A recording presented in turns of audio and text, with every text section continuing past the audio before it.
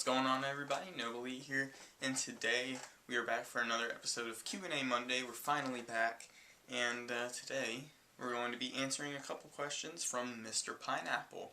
But first, guys, if you haven't watched the gameplay video from this past Saturday, I strongly suggest doing that. It's the first ever match I did with this gun right here. Very heavy, and I don't know if you guys can see that.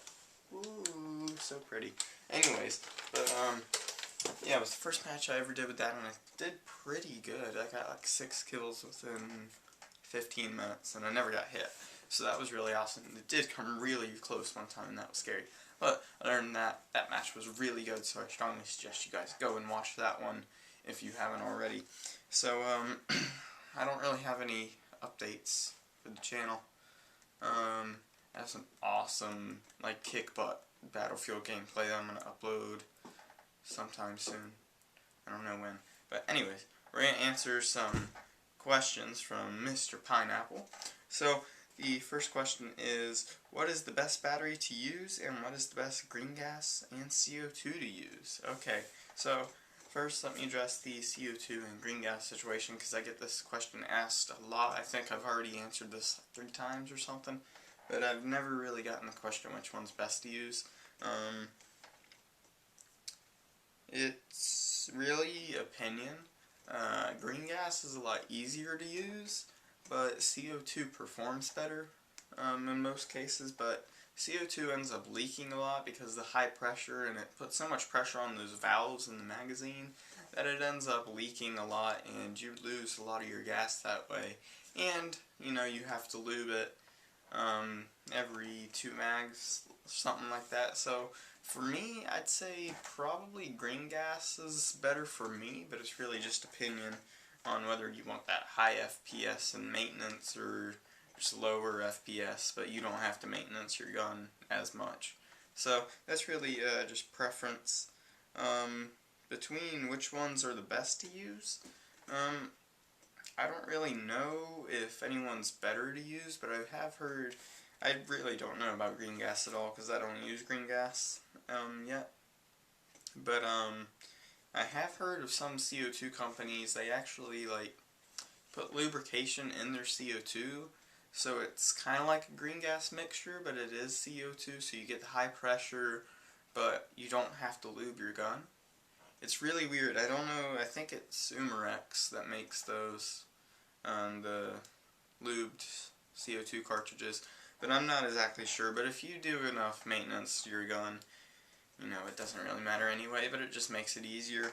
I don't think the different types make it perform any better or worse, but, you know, if you want to do some research on your own, you can do that. But honestly, I don't think there's a big difference between brands of gases. Next, with the battery situation, so I have a strong opinion about this. A lot of your low budget guns that like 150 minus, they are not going to take lipos. It'll probably strip the teeth off the gears, all sorts of badness, okay? So if you put an 11.1 lipo in your gun, there is a pretty good chance that on the long run it will mess up your gun and the gearbox or something. So I wouldn't say, if you know that your gun isn't ready to handle a lipo, then don't put that in there. And, you know, a lot of people with those lower budget guns run 8.4s. Those are completely fine, but they're a little bit slow. And a lot of 8.4s, they don't have a very big milliamp value, so the battery ends up running out pretty quick. So for me, what I like to do is run a 9.6. It's pretty much universal. All guns can run them with no problems. It gives you a nice high rate of fire and good trigger response. So I'd say if you need a battery upgrade or just an extra battery, I'd say go with a 9.6, because that's going to get you the best results in the long run. The next question from Mr. Pineapple is, this is for his friend. How to convince his mom to let him play Airsoft. Okay, well, I'll tell you this. Show her this video right now, because I've been playing Airsoft for 5 years, and I'm going to tell you, if you wear good face protection, like full seal goggles and the lower cover, and just pretty much sleeves everything, and it covers your body. There's pretty much no chance of you getting hurt out there. Just be sure to follow all the rules of Airsoft. You know, don't like take your goggles off in the middle of a match or anything. You gotta follow the safety rules of Airsoft. If you do that, it's gonna be fine. Guns don't shoot hard enough if you're wearing like full sleeves. You know, if you're wearing something that covers everything on your body, there's no way a BB is going to cause any serious damage. I mean, the worst thing that happened to me was this Saturday. I had my knuckle like that and it just hit me dead on, and you know, that started bleeding a little bit, but that's because there's pretty much no like give, because it's just your skin and your bone, and it just hit that dead on, and to be honest, someone shot me a little bit close.